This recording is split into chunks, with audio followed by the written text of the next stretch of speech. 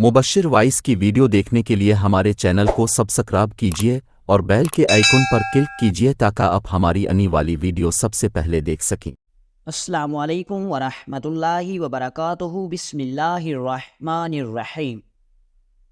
एक दफ़ा सुल्तान सलाहुद्दीन अयूबी रहमतुल्लाह अलैह के पास एक ताजिर हाजिर हुआ और वो सर पीट कर कहने लगा, सुल्तान मुअज़्ज़म, मैं तबाह बर्बाद हो गया, आप मुझे इंसाफ दिलाएं, आप मेरी मदद करें। सुल्तान सलाहुद्दीन अयूबी ने उससे पूछा, बताओ क्या हुआ? तो उसने कहा, सुल्तान मुअज़्ज़म, मिस्र के अंदर एक मशहूर कस्बा है। उस कस्बे के पास में एक पुराने बुजुर्ग वली अल्लाह का मकबरा है जो मंगोलों के साथ लड़ते हुए सजदे की हालत में शहीद हो गया था। सुल्तान मुअज़्ज़म, उस मकबरे के बारे में एक ख़ास बात यह है कि उस मकबरे की हदूद से अगर कोई आदमी एक पत्थर भी चुरा कर ले जाए तो वो नाबीना हो जाता है। और जब मुझे इस बात की खबर हुई तो मैंने इस बात का जिक्र बाजार के अंदर किया तो एक ताजिर मुझे कहने लगा, ये बात दुरुस्त नहीं है। मैंने उससे कहा कि ये बात दुरुस्त है और मैंने ऐसे कई वाक़ियात देखे।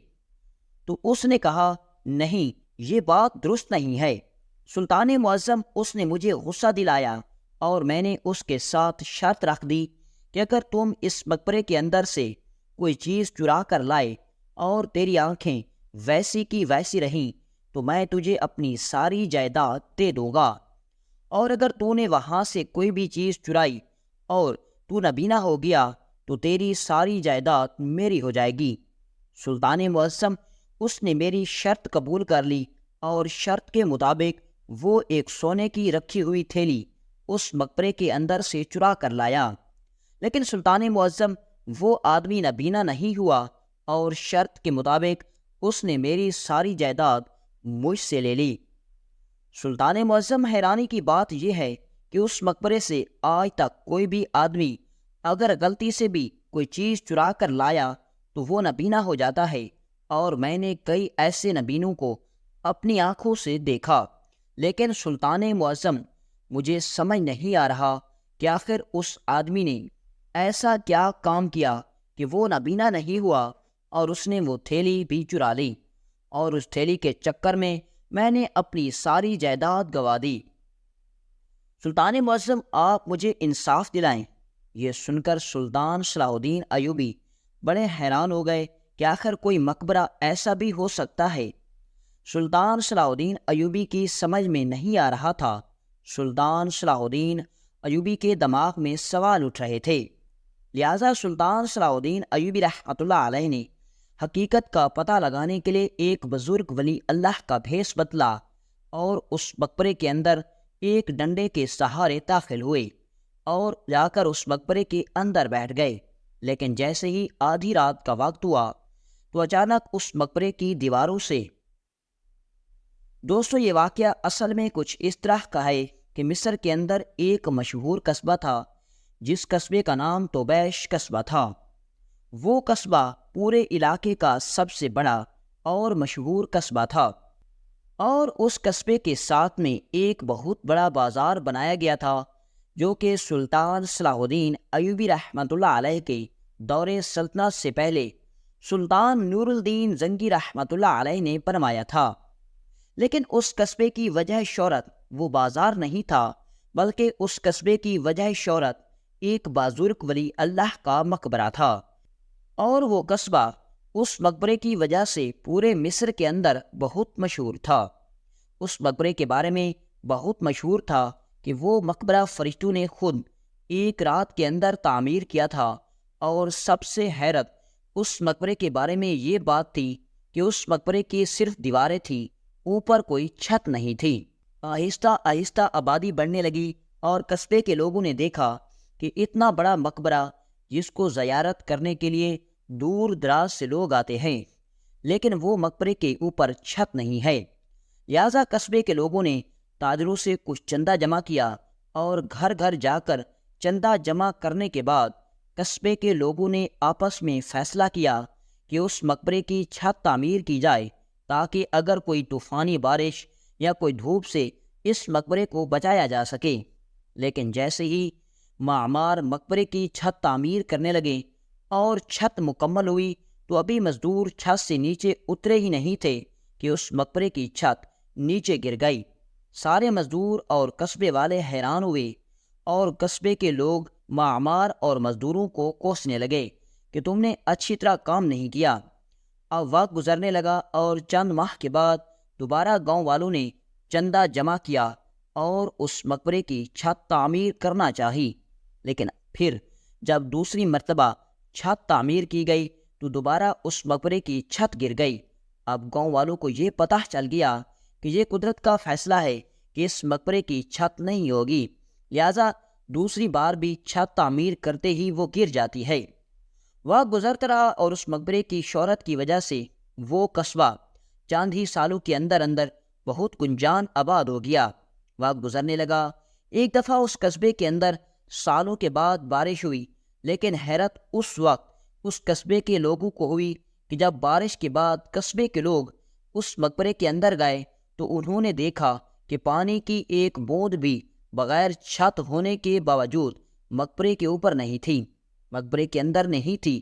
سارے قصبے والے بڑے حیران ہوئے اور پھر انہیں اس حقیقت کا پتہ چلا کہ یہ قدرت کا فیصلہ ہے کہ بغیر چھت کے بھی بارش کے پانی کو اس مقبرے کے اندر جانے کی اجازت نہیں۔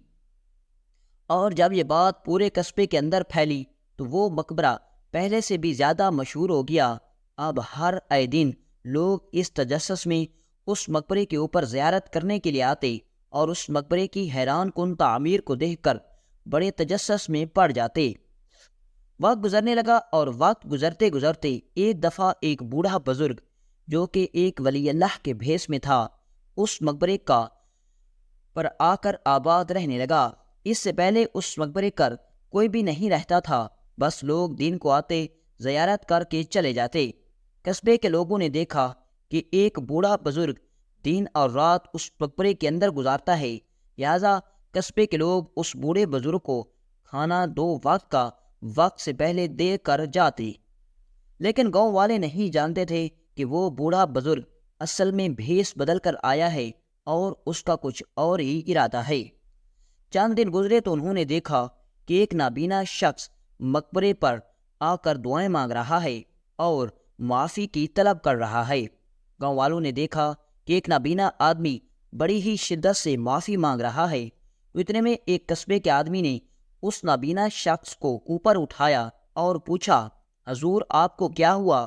تو اس نے کہا، اے قصبے والے، تم نہیں جانتے کہ اس مقبرے کے اندر کیا کیا راز چھپے ہوئے ہیں۔ قصبے کے لوگوں نے کہا، بتاؤ کیا ہوا؟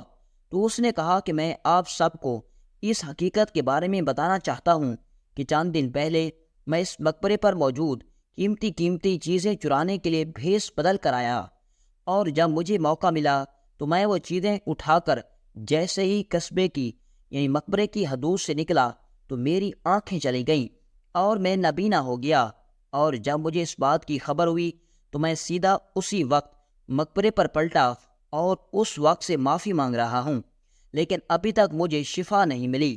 اب یہ بات پورے قصبے کے اندر پھیل گئی کہ اس مقبرے کی حدود سے جو بھی کوئی چیز چرا کر لے جاتا ہے، حتیٰ کہ اگر کوئی پتھر بھی چرا کر لے جاتا ہے تو وہ آدمی نابینا ہو جاتا ہے۔ اب وقت گزرنے لگا اور دور دور سے لوگ اس مقبرے کے اوپر آنے لگے اور اس وجہ سے اس مقبرے کے ارد گرد آبادی بڑھنے لگی۔ اور جب اس مقبرے کے بارے میں یہ سب باتیں مشہور ہوئیں تو ایک دن اس قصبے کے بازار کے اندر ایک تاجر نے دیکھا کہ بہت سارے تاجر اس مقبرے کی طرف بہت ساری چیزیں لے کر جا رہے تھے۔ اس تاجر کا نام یعقوب تاجر تھا۔ اس تاجر نے سارے تاجروں کو جاتے ہوئے دیکھا تو اس نے پوچھا، اے تاجروں، تم کہاں جا رہے ہو؟ تو تاجروں نے اس سے کہا کہ کیا تم نہیں جانتے ہمارے قصبے کے ساتھ میں ایک مقبرہ ہے، اور وہ مقبرہ چند دنوں کے اندر اندر اتنا مشہور ہوا کہ اس مقبرے پر بہت زیادہ لوگوں کا ہجوم لگا ہوا ہے۔ لوگ وہاں جا کر قربانی کی چیزیں دیتے ہیں اور ان کی مرادیں بھی پوری ہو جاتی ہیں۔ جب یعقوب تاجر نے اس مقبرے کے بارے میں سنا تو وہ بھی ان تاجروں کے ساتھ چل پڑا۔ جب وہ وہاں پہنچا تو لوگوں نے انہیں بتایا کہ اس مقبرے کے بارے میں 3 خاص باتیں ہیں۔ یعقوب تاجر بھی یہ بات غور سے سن رہا تھا، اس قصبے کے ایک آدمی نے بتایا کہ حضور اس مقبرے کے اوپر چھت نہیں، لیکن اگر بارش ہو تو اس مقبرے کے اندر بارش کا پانی نہیں جاتا۔ اور اس مقبرے کے بارے میں دوسری حیران کن بات یہ ہے کہ اس مقبرے کے اوپر دوسری مرتبہ چھت تعمیر کی گئی لیکن چھت گر جاتی ہے۔ اور اس مقبرے کے بارے میں تیسری سب سے حیران کن بات یہ ہے کہ اس مقبرے کی حدود سے اگر کوئی بھی آدمی کوئی بھی چیز چوری کر کے یا ڈاکو کوئی بھی چیز چرا کر لے جاتا ہے تو جیسے ہی وہ اس مقبرے کی حدود سے باہر نکلے گا وہ نابینا ہو جائے گا۔ یہ سن کر سارے تاجر حیران ہو گئے اور یعقوب تاجر بھی بڑا حیران ہوا، اور اس نے کہا کہ یہ مقبرہ کس کا ہے اور اس مقبرے کے اندر دفن ہونے والے بزرگ کا کیا نام ہے؟ تو ایک دیہاتی نے بتایا کہ حضور ہم اس بارے میں زیادہ تو نہیں جانتے، لیکن اس مقبرے کے اندر جو آدمی دفن ہے اس کے بارے میں بتایا جاتا ہے کہ یہ آدمی منگولوں کے ساتھ لڑتا تھا، اور وہ اتنا شدت سے لڑتا تھا کہ ایک ہی وقت میں اکیلا نوجوان منگولوں کے ہزاروں سپاہیوں کو موت کی گھاٹ اتار دیتا، اور جیسے ہی جنگ سے واپس آتا تو آ کر اللہ کی عبادت میں مشغول ہو جاتا، اور بس اس کا یہی کام تھا کہ جنگ اور عبادت۔ اس بزرگ ولی اللہ کا اس دنیا سے کوئی رشتہ نہیں، اس کی زندگی کا مقصد کافروں کو اس پاک سرزمین سے ختم کرنا اور اللہ کی عبادت کرنا تھا۔ اور اس کے بارے میں اتنا مشہور ہے کہ یہ بزرگ ولی اللہ اگر کھانا کھا رہا ہوتا تو اس وقت بھی اس کی زبان میں اللہ کا ذکر ہوتا۔ اور اللہ کی شان دیکھیں کہ جب منگولوں نے اسے شہید کیا تو اس وقت یہ حضور یہ بزرگ ولی اللہ سجدے میں موجود تھے، اور سجدے میں ہی اس بزرگ ولی اللہ کی روح پرواز کر گئی، اور اللہ نے اس کو اتنی شان دی کہ اس کے مقبرے کے اوپر بارش کا پانی نہیں آتا۔ اس مقبرے کی حدود سے اگر کوئی چور چوری کر کے جائے تو نابینا ہو جاتا ہے۔ اور سب سے حیران کن بات یہ ہے کہ بہت سی روایات میں یہ بھی ملتا ہے کہ اس مقبرے کو انسانوں نے ہی بلکہ فرشتوں نے ایک رات کے اندر تعمیر کیا تھا۔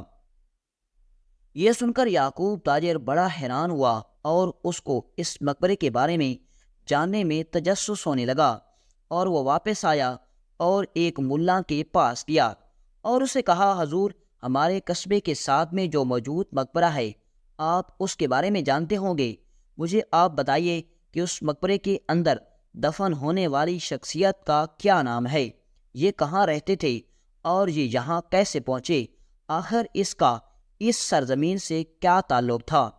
تو اس ملا نے کہا، حضور یہ مقبرہ بہت پرانا ہے اور اس مقبرے کا ذکر ہم نے چند کتابوں کے اندر پڑھا۔ اور پھر اس ملا نے وہ چند کتابیں اٹھا کر اس تاجر کو دی، اور وہ تاجر اس مقبرے کے بارے میں پڑھنے لگا، اور جب وہ کتابوں کے اندر پڑھ رہا تھا تو اس نے دیکھا کہ کتاب کے اندر بھی اس بات کا ذکر تھا کہ اس مقبرے کی حدود سے کوئی بھی اگر کوئی چور کر کے لے جائے تو وہ نابینا ہو جائے گا۔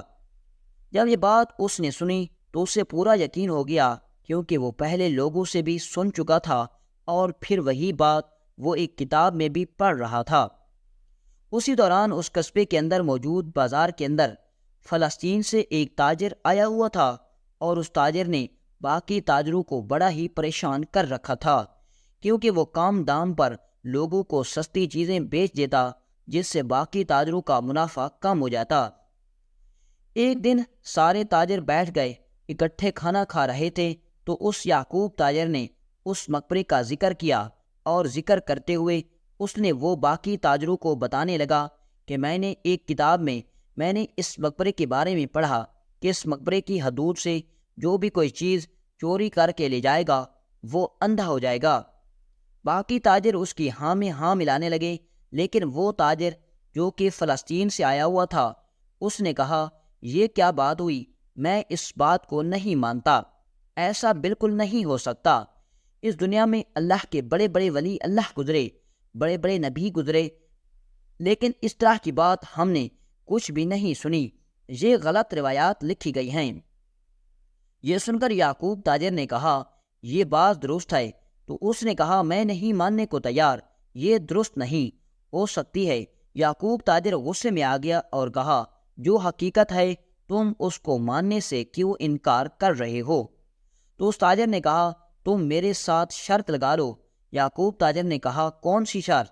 تو اس تاجر نے کہا کہ تم میرے ساتھ یہ شرط لگاؤ کہ میں اس مقبرے کی حدود سے کوئی بھی چیز چوری کر کے لاؤں گا، اور اگر چوری کرنے کے بعد میں نابینا ہو گیا تو میری جتنی بھی جائیداد ہے وہ تمہاری ہو جائے گی، اور میں اپنی جائیداد سے دستبردار ہو جاؤں گا۔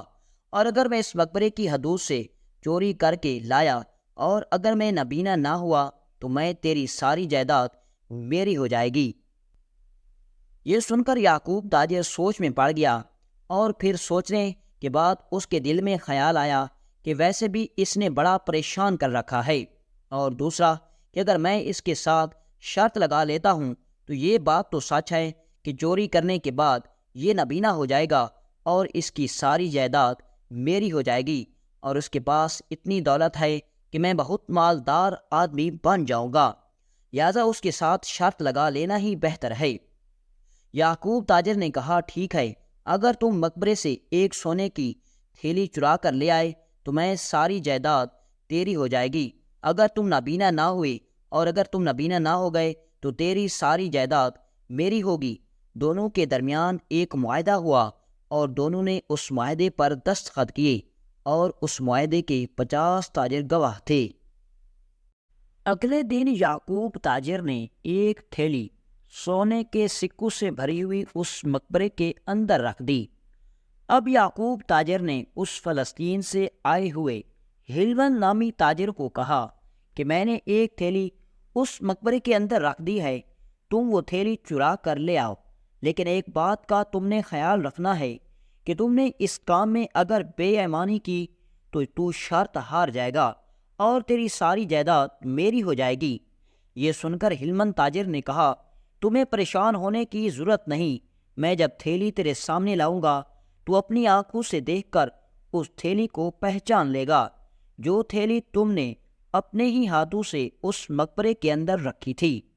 وہ تاجر اپنے گھوڑے پر سوار ہوا، مقبرے کے اندر داخل ہوا اور اس نے وہ تھیلی اٹھائی اور بازار کے اندر واپس آ گیا۔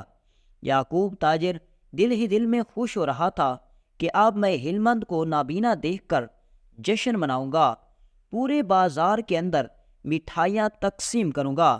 لیکن تھوڑی دیر گزری تو سارے تاجروں نے دیکھا کہ ہلمند تاجر دندناتا ہوا آ رہا تھا۔ اس کے ہاتھ میں وہی تھیلی تھی جو یعقوب تاجر نے مقبرے کے اندر رکھی تھی۔ یہ دیکھ کر یعقوب تاجر بڑا حیران و پریشان ہو گیا، اور اس نے کہا یہ نہیں ہو سکتا، تم نے مجھے دھوکہ دیا ہے، اگر تم نے یہ واقعی میں چرائی ہوتی تو تم اندھے ہو جاتے۔ تو ہلمن تاجر نے کہا اگر تمہیں میری بات پر یقین نہیں تو اس مقبرے کے دروازے پر کھڑے 2 سپاہیوں سے پوچھ لو۔ یعقوب تاجر نے اپنا ایک وفادار ملازم بھیجا اور وہ ان 2 سپاہیوں سے پوچھ کر لایا۔ سپاہی نے بتایا کہ حضور یہ سچ کہہ رہا ہے۔ ہلمن تاجر اس مقبرے کے اندر داخل ہوا اور یہ جب واپس آیا تو اس کے ہاتھ میں یہ تھیلی تھی، اور وہ سپاہی بھی بڑے حیران ہوئے کہ اس سے پہلے جو بھی کوئی چیز چرا کر لے جاتا ہے وہ اندھا ہو جاتا ہے، لیکن یہ نابینا نہیں ہوا، آخر ماجرا کیا ہے؟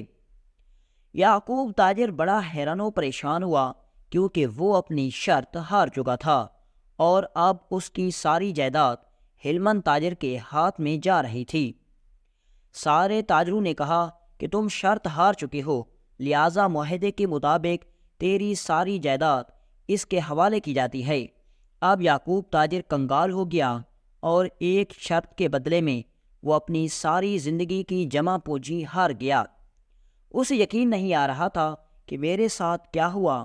وہ روتا ہوا قاضی صاحب کے پاس گیا اور جا کر قاضی صاحب کے پاس ہلمن تاجر کے خلاف مقدمہ کیا اور کہا قاضی صاحب، ہلمن تاجر نے میرے ساتھ دھوکہ کر کے میری ساری جائیداد مجھ سے چھین لی۔ یہ سن کر قاضی اسی وقت اس تاجر کو عدالت میں بلایا تو ہلمن تاجر نے قاضی صاحب کو مکمل بات تفصیل سے سنائی۔ تو یہ سن کر قاضی صاحب نے کہا کہ تم نے خود شرط لگائی تھی اور یہ بات معاہدے میں بھی لکھی گئی ہے اور اس پر تمہارے دستخط بھی کیے گئے ہیں، لہذا تم اب اس سے ایک سپہ کا بھی لینے کے حقدار نہیں۔ یعقوب تاجر نے دیکھا کہ اب میرے پاس اور کوئی راستہ نہیں، تو وہ مایوس ہو کر قاضی کی عدالت سے نکلا۔ تو اتنے میں اس کے دل میں خیال آیا کہ اگر مجھے انصاف لینا ہے تو مجھے سیدھا سلطان صلاح الدین ایوبی رحمۃ اللہ علیہ کے پاس جانا ہوگا۔ وہ اسی وقت گھوڑے پر سوار ہوا اور سلطان صلاح الدین ایوبی رحمۃ اللہ علیہ کی عدالت میں جا پہنچا۔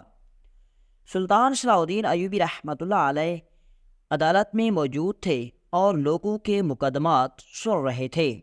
اتنے میں وہ تاجر سلطان کی خدمت میں حاضر ہوا اور ورد کر کر کے کہنے لگا، سلطان معظم، میں تو برباد ہو گیا، میں کنگال ہو گیا۔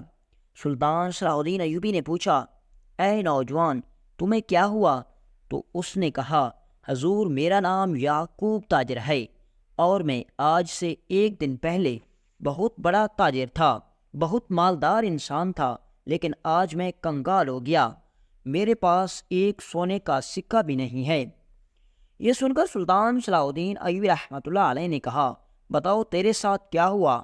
کیا تجھے کسی ڈاکو نے لوٹ لیا؟ تو اس نے کہا، سلطان معظم، میں فلاں قصبے کے اندر رہتا ہوں اور میں اپنی ساری جائیداد ایک شرط کے بدلے میں ہار چکا ہوں۔ سلطان معظم، مجھے انصاف دلائیں۔ سلطان صلاح الدین ایوبی نے کہا، اے نوجوان، تم مجھے اپنی بات تفصیل سے بتاؤ، مجھے تیری بات سمجھ میں نہیں آ رہی۔ تو یعقوب تاجر نے سلطان صلاح الدین ایوبی رحمۃ اللہ علیہ کو اس قصبے کے اندر موجود اس مقبرے کی مکمل ردا سنائی اور بتایا کہ کس طرح میں نے اس تاجر کے ساتھ شرط لگا لی اور کس طرح وہ تاجر مقبرے کے اندر گیا، تھیلی چرا کر لے آیا اور نابینا بھی نہ ہوا۔ لیکن اس سے پہلے سلطان معظم، جو بھی گیا، جس نے بھی چوری کی، وہ نابینا ہو گیا، اور اسی طرح وہ تاجر مجھ سے شرط جیت گیا اور میری ساری جائیداد اس نے مجھ سے چھین لی۔ یہ سن کر سلطان صلاح الدین ایوبی بڑے حیران و پریشان ہوئے کہ کبھی میں نے ایسے مقبرے کے بارے میں نہیں سنا۔ کوئی ایسا مقبرہ بھی ہو سکتا ہے جس کو خود فرشتوں نے تعمیر کیا ہو اور اس مقبرے کے اوپر چھت نہ ہو، اور اگر بارش ہو تو اس مقبرے کے اندر پانی نہ جائے، اور اس مقبرے کی حدود سے کوئی چور چوری کر کے لے جائے تو وہ نابینا ہو جائے۔ یہ بات سلطان صلاح الدین ایوبی کو ہضم نہیں ہو رہی تھی۔ سلطان صلاح الدین ایوبی بڑے حیران ہوئے کہ آخر یہ سارا ماجرا کیا ہے۔ تو سلطان صلاح الدین ایوبی رحمۃ اللہ علیہ نے اس تاجر کو کہا کہ تم ٹھیک ایک ہفتے کے بعد میری عدالت میں حاضر ہونا۔ اس مقبرے کے اندر کیا راز چھپا ہوا ہے، اس کے بارے میں پتہ چل جائے گا۔ اور سلطان صلاح الدین ایوبی رحمۃ اللہ علیہ نے حقیقت کا پتہ لگانے کے لیے ایک ولی اللہ کا بھیس بدلا اور ایک ہاتھ میں ڈنڈا لیے اس قصبے کی طرف روانہ ہو گئے اور اس مقبرے کے اندر جا کر بیٹھ گئے۔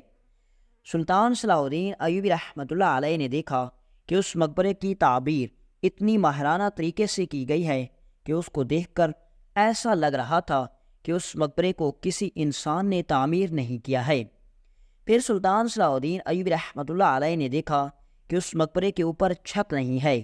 یہ بات سلطان صلاح الدین ایوبی کو بڑی حیران کر رہی تھی کہ اتنا اعلیٰ شان مقبرہ لیکن اس کے اوپر کوئی چھت نہیں۔ پھر سلطان صلاح الدین ایوبی رحمۃ اللہ علیہ اس مقبرے کے اندر کچھ لمحے گزارے اور اس مقبرے کے بارے میں ساری معلومات حاصل کرتے رہے۔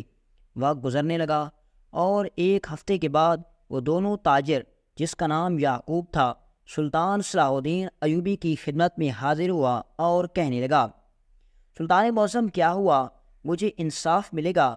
تو سلطان صلاح الدین ایوبی رحمۃ اللہ علیہ نے کہا کہ اے نوجوان، تم نے اپنی بے وقوفی کی وجہ سے سب کچھ کھو دیا۔ اس نے کہا، سلطان معظم، مجھے سمجھ میں نہیں آ رہا، آپ کیا کہہ رہے ہیں؟ سلطان صلاح الدین ایوبی رحمۃ اللہ علیہ نے کہا کہ کیا تم نے اپنی آنکھوں سے کسی چور کو اس مقبرے سے چوری کرتے ہوئے دیکھا اور پھر وہ نابینا ہو گیا ہو؟ تو اس نے کہا، نہیں سلطان معظم، میں نے یہ ساری باتیں قصبے کے لوگوں سے سنی تھیں، اور اس کے بعد میں نے ملا سے ایک کتاب لی تھی اور اس کتاب کے اندر پڑھا تھا۔ یہ دیکھ کر سلطان صلاح الدین ایوبی رحمۃ اللہ علیہ نے کہا بے شک اس مقبرے کے بارے میں دیکھ کر ایسا لگتا ہے کہ اس مقبرے کو انسانوں نے نہیں تعمیر کیا، اور اس مقبرے کے اوپر چھت کو، اور جب مقبرے کی حالت کو دیکھا جائے تو اس بات میں بھی حقیقت نظر آتی ہے کہ اس مقبرے کے اندر پانی داخل نہیں ہوتا۔ لیکن اے بے وقوف آدمی، تم نے دیکھا نہیں کہ اس مقبرے کے اوپر بہت قیمتی ہیرے جواہرات لگے ہوئے ہیں، اور یہ بات قصبے کے لوگوں نے پھیلائی ہے تاکہ کوئی بھی چور اس مقبرے سے کوئی چیز چرا کر لے گیا تو نابینا ہو جائے گا۔ اور اس کے پیچھے وجہ یہ تھی کہ اس مقبرے کے اوپر ہیرے جواہرات لگے ہوئے تھے، اور قصبے کے لوگ صرف چوروں کو ڈرانے کے لیے کوئی بھی چور اس مقبرے سے یہ قیمتی ہیرے جواہرات اتار کر نہ لے جائے، اس لیے انہوں نے یہ بات پھیلا دی کہ اس مقبرے سے کوئی بھی چور یا چوری کر کے لے گیا تو وہ اندھا ہو جائے گا۔ اور پھر سلطان صلاح الدین ایوبی رحمۃ اللہ علیہ نے ایک پتھر نکالا اور اس یعقوب تاجر کو دکھایا اور کہا، کیا تم اس پتھر کو پہچان سکتے ہو؟ تو اس نے کہا، جی ہاں سلطان معظم، اسی طرح کے پتھر تو میں اس مقبرے کے اندر پڑے ہوئے تھے۔ تو یہ سن کر سلطان صلاح الدین ایوبی رحمۃ اللہ علیہ نے کہا، یہ پتھر میں نے بغیر کسی کی اجازت کے اس مقبرے کے اندر سے اٹھایا تھا، اور دیکھو میں تمہاری آنکھوں کے سامنے صحیح سلامت ہوں۔ لہذا تم نے اس آدمی کی پیشکش کو قبول کرنے سے پہلے، اس تاجر سے شرط لگانے سے پہلے ایک بار سوچ لینا چاہیے تھا۔ لہذا اس بے وقوفی کا کوئی حل نہیں، تم سے بہت بڑی غلطی ہو گئی۔ لہذا آج کے بعد کسی بھی بات کی حقیقت جاننے سے پہلے لوگوں کی باتوں پر عمل کر کے غلط فیصلہ نہیں کرنا۔ اور اس کے بعد سلطان صلاح الدین ایوبی رحمۃ اللہ علیہ نے ایک سپاہی کو حکم دیا کہ اس تاجر کو لے آؤ۔ تھوڑی دیر گزری، وہ تاجر جو کہ فلسطین سے آیا اور اس نے یعقوب تاجر سے ساری جائیداد چھین لی، وہ سلطان صلاح الدین ایوبی رحمۃ اللہ علیہ کی خدمت میں حاضر ہوا۔ سلطان صلاح الدین ایوبی رحمۃ اللہ علیہ نے کہا، اے یعقوب تاجر، اس نوجوان نے تمہیں صرف سبق سکھانے کے لیے تمہارے ساتھ شرط لگائی تھی۔ یہ بات اچھی طرح جانتا تھا کہ کوئی ایسی بات نہیں ہے کہ اس مقبرے سے کوئی بھی چیز چرانے سے آدمی اندھا ہو جاتا ہے، لیکن یہ جانتا تھا کہ تو اس بات پر اندھا یقین کرتا ہے، اور اس نے تجھے سبق سکھانے کے لیے تیرے ساتھ شرط لگائی تھی۔ اور اس کی ایمانداری دیکھو کہ اگر یہ چاہے تو تمہیں تیری جائیداد واپس نہیں کر سکتا، لیکن یہ اپنے ہی ہاتھوں سے تیری ساری جائیداد تمہیں واپس کرنے آیا ہے۔ اور اس کے بعد اس آدمی نے وہ معاہدہ پھاڑ دیا، اور اس کے بعد اس ساری جائیداد یعقوب تاجر کے حوالے کر دی۔ اور اس کے بعد اس تاجر نے کہا، یعقوب تاجر، کبھی بھی کسی بات کا فیصلہ کرنے سے پہلے حقیقت کو ضرور جان لینا چاہیے۔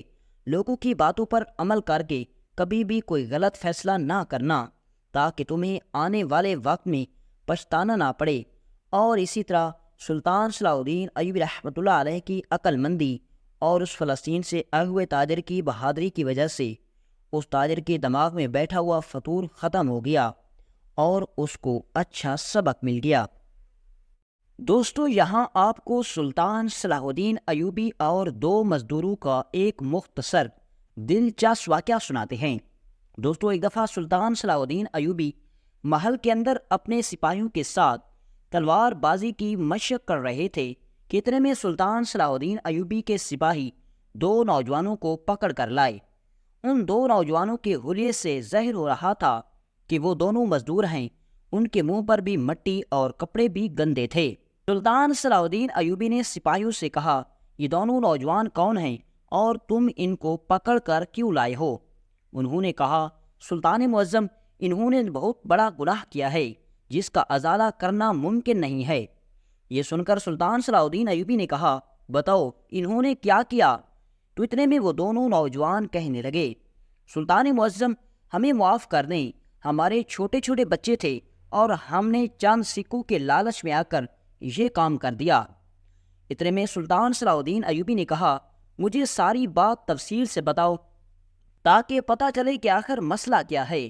تو سپاہیوں نے کہا، سلطان معظم، ہم دونوں سپاہی اپنے گھوڑے پر سوار فلاں بستی سے گزر رہے تھے تو ایک سنسان قبرستان کے اندر لوگوں کا بہت زیادہ ہجوم لگا ہوا تھا۔ ہم دونوں نے اپنے گھوڑے ایک درخت کے ساتھ باندھے اور اس قبرستان کی طرف چل پڑے۔ جب ہم وہاں پہنچے تو ہم نے دیکھا کہ اس قبرستان کے اندر باقی ساری قبریں یہ دونوں مزدور برابر کر چکے تھے، اور جب یہ ایک قبر کو برابر کرنے لگی تو اس قبر کے اندر سلطان معظم اتنی خوشبو آنے لگی کہ سمجھ نہیں آ رہی تھی کہ یہ خوشبو کہاں سے آ رہی ہے۔ سلطان معظم جب ہم نے گاؤں کے لوگوں سے پوچھا کہ یہ دو نوجوان کون ہیں اور یہ یہاں کیا کر رہے ہیں، تو گاؤں کے لوگوں نے بتایا کہ یہ گاؤں کی جتنی بھی زمینیں تھیں یہ ایک سردار نے خرید لی ہے، اور اس زمین کے اندر یہ سنسان قبرستان بھی موجود تھا، لہذا اس سردار نے ان دو مزدوروں کو لگا دیا کہ اس قبرستان کے اندر جتنی بھی قبروں کے اوپر مٹی لگی ہوئی ہے ان کو تم برابر کر دو۔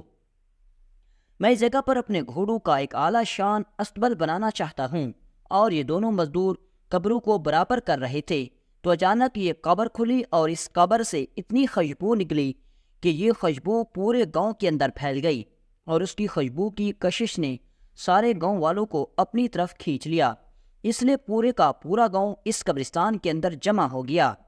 یہ سن کر ہم نے دو نوجوانوں کو پکڑا اور آپ کے پاس لائے۔ سلطان معظم قبروں کو توڑنے کے جرم میں آپ انہوں کو سزا سنائیں۔ یہ سن کر سلطان صلاح الدین ایوبی رحمۃ اللہ علیہ نے ان دونوں کی طرف غصے بھری نظروں سے دیکھا تو وہ دونوں پریشان ہو گئے۔ سلطان صلاح الدین ایوبی رحمۃ اللہ علیہ نے کہا کہ ان دونوں کو سزا ضرور ملے گی، لیکن اس سے پہلے ہمیں یہ معلوم کرنا ہوگا کہ آخر وہ قبر کس کی ہے۔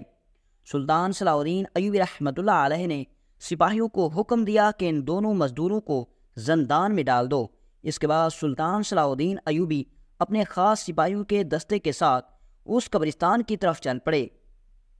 جب سلطان صلاح الدین ایوبی رحمۃ اللہ علیہ اس قبرستان کے اندر پہنچے تو سارے گاؤں کے لوگ جمع تھے، اور اس پورے قبرستان میں اس قبر سے نکلنے والی خوشبو پھیل چکی تھی۔ سلطان صلاح الدین ایوبی کو سمجھ نہیں آ رہا تھا کہ اسی طرح کی خوشبو میں نے آج تک نہیں سونگھی۔ سلطان صلاح الدین ایوبی رحمۃ اللہ علیہ نے گاؤں کے لوگوں سے پوچھا، اے گاؤں والو بتاؤ آخر یہ قبر کس کی ہے؟ کیا تم بتا سکتے ہو کہ یہ قبر کس کی ہے؟ تو گاؤں کے لوگوں نے کہا، سلطان معظم یہ قبرستان 30 سال سے سنسان پڑا ہوا ہے، پچھلے 30 سالوں کے اندر اس قبرستان کے اندر کسی نے قدم بھی نہیں رکھا، لہٰذا اب یہ بتانا مشکل ہے کہ یہ قبر کس کی ہے۔ تو سلطان صلاح الدین ایوبی نے حکم دیا کہ اس میت کے کفن سے یعنی منہ سے کفن ہٹا کر دیکھا جائے تاکہ پتہ چل سکے کہ آخر یہ قبر کس کی ہے، کیونکہ قبر تو پہلے ہی کھل چکی تھی۔ گاؤں کے ایک بزرگ نے میت سے کفن ہٹایا تو دیکھا کہ اندر میت ویسے کی ویسی پڑی ہوئی تھی۔ تو اس بزرگ نے دیکھا اور تھوڑی دیر سوچنے کے بعد بتایا کہ حضور یہ فلاں بوڑھے بزرگ کے بیٹے کی قبر ہے، جو کہ اب 80 سال کا بوڑھا بزرگ بستر مرگ پر پڑا ہوا ہے۔ اور سلطان صلاح الدین ایوبی نے کہا کہ مجھے تم اس بوڑھے بزرگ کے پاس لے چلو۔ سلطان صلاح الدین ایوبی رحمۃ اللہ علیہ نے ادھر سپاہیوں کو حکم دیا کہ تم اس قبر کو دوبارہ اچھے طریقے سے بند کر دو۔